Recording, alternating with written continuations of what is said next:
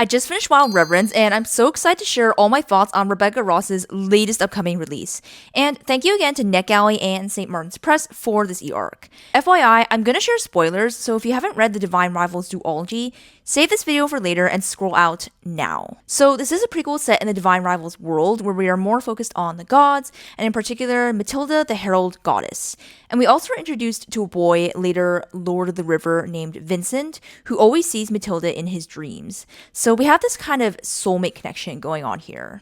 And most of the story revolves around her life, coming into her powers, the connection between her and Vincent, as well as this battle for the castle and land between Vincent and his uncle Grimold. First off, this book solidified how much I love lyrically descriptive writing, and specifically the way Rebecca writes just suits my taste so well. She's just so great at describing setting, but in a way that I could just never replicate myself.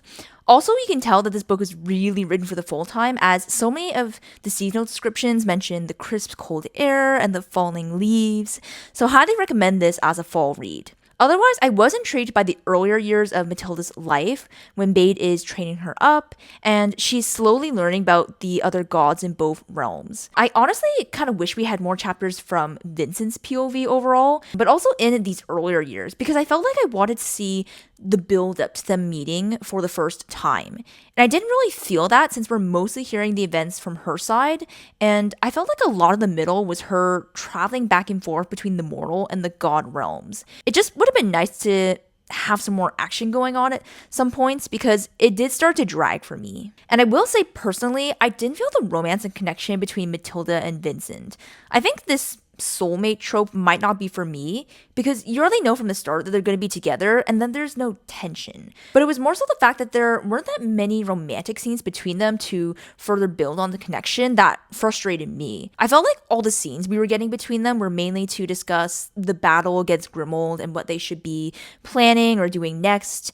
And because the romance was more in the background to me, until the very end, that is, where we got some interesting closed door scenes going on, I would personally say this book is more fantasy and about the lore, not as much romantasy as Divine Rivals. And my last thoughts, definitely got scared thinking Matilda was never going to go back to Vincent near the end, but I'm so glad she opted for a happy ending for them, although I was a bit confused how Matilda's powers worked in allowing her to travel between realms even after she was dead, which was mentioned in the epilogue, when the other gods couldn't. I definitely loved the Easter eggs and the peek we got of the cafe and the free typewriters at the end of this book. I was pleasantly surprised when we find out Emma uses Matilda's magic to enchant the typewriters, which makes sense now given Matilda's power with words. Also, did anyone catch the wardrobe in Vincent's bedchamber and how they were able to pass letters through it? I keep wondering if it's the same wardrobe that Iris owns, but I'm not sure. Let me know what your theories are on this. Anyways, definitely another solid 4-star read, and at this rate, I would probably read Rebecca's grocery list because it probably sounds way more intricate and beautiful than mine. Make sure to comment your rating and thoughts on Wild Reverence, and stay tuned for the rest of my August reads.